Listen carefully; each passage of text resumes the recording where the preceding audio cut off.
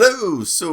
I just have some news and other things I wanted to share with all of my viewers. And I actually have a video I just finished. It's doing some upgrades to the studio. I can't actually release it yet. You'll see why, but it should go live probably Monday, Tuesday, something like that.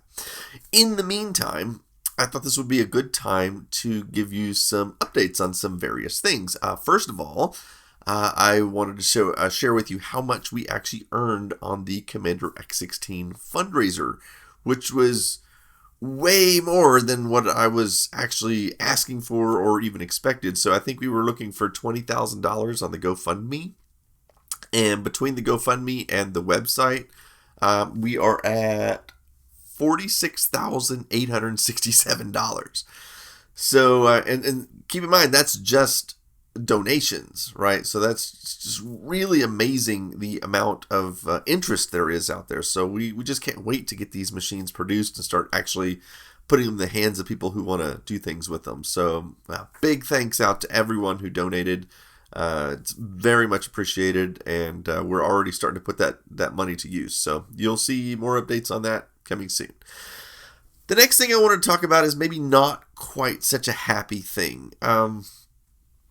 I get emails about this all the time, so I'm going to talk about this both from a perspective of I'm tired of getting emails about it, but also because I know there's people getting victimized by it. There are scammers in my comment section. It's not just me. It's in every YouTube channel, but they're in my comment section too.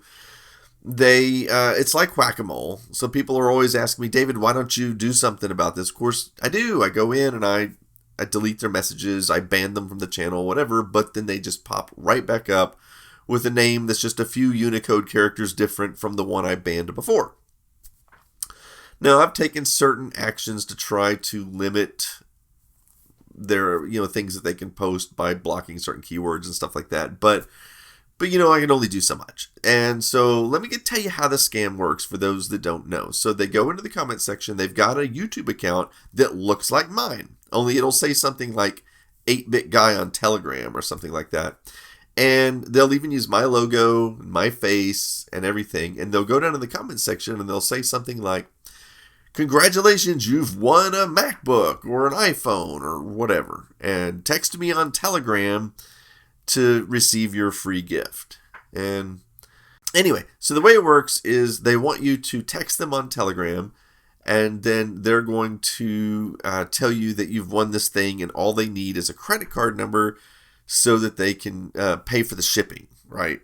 So apparently the 8-bit guy is willing to give out free multi-$1,000 MacBooks, but I'm too darn cheap to pay for the shipping. So, anyway, they'll try to swindle you out of a credit card number for that. In fact, you'll probably see some of the scammers in this very video. I'm just going to leave them down there in the comment section this time, just so you guys can go hunt for them and see what they look like. So anyway, I just wanted everybody to beware of that. I know I've talked to my YouTube rep, and there is things in the works that will eventually limit this problem, but right now it is a big problem.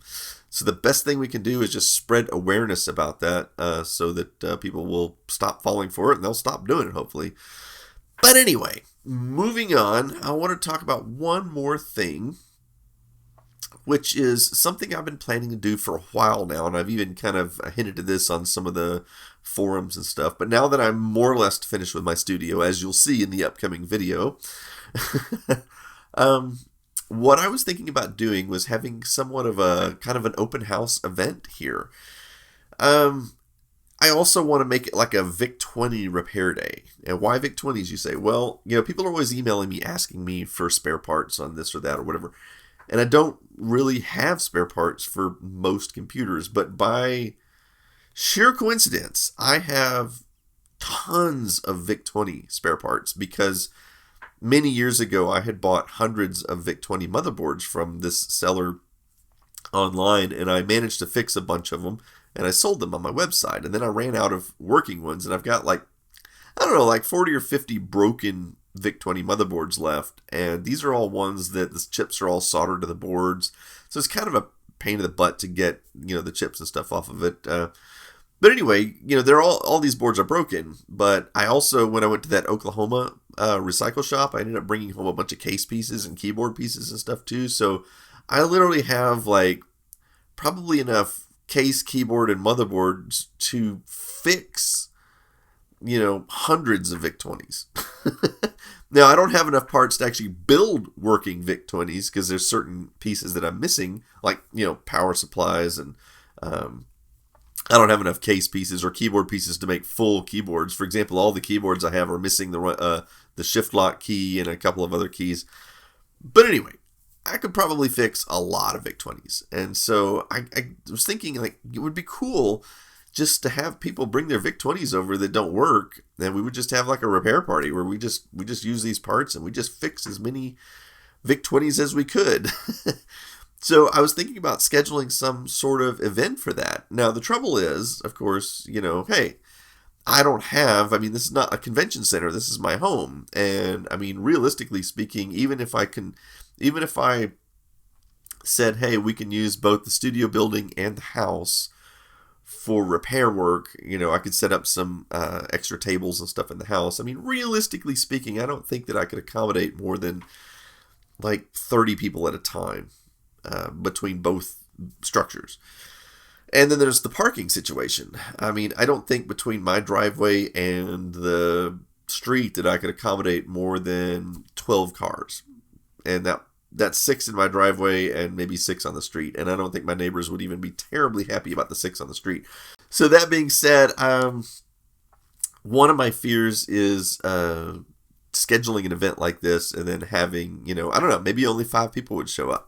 Because I know, most of you don't live near me. And I don't expect people to drive from Canada to come to a VIC-20 repair party. I mean, let's be realistic, right? So I know that the likely audience would be people in Texas, probably in the Dallas-Fort Worth area and the nearby cities, maybe Austin, Houston. People might drive from Oklahoma City. I don't know, but realistically, I mean, I could have like 5 people show up, or I could have 500 people show up, and I don't know, but I can't.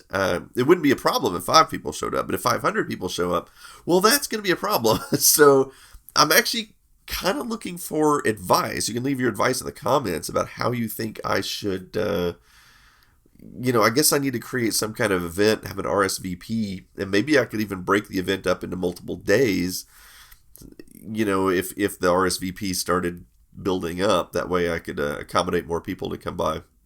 But yeah, anyway, it would just be an opportunity for people to come by and see the finished studio now that I've been working on it for so long, and to get their VIC-20s repaired, or to get their VIC-20s repaired. Put it that way. It could be an either or thing.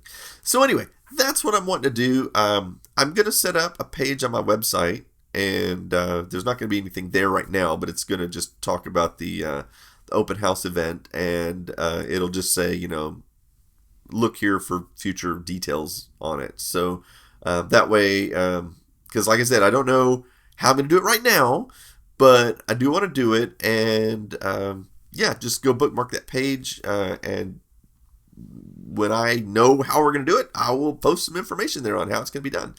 So anyway, that was the 4 things that I wanted to talk about. And I guess that's it. Stay tuned for that video I told you about that'll be coming out around Monday or Tuesday. See you later.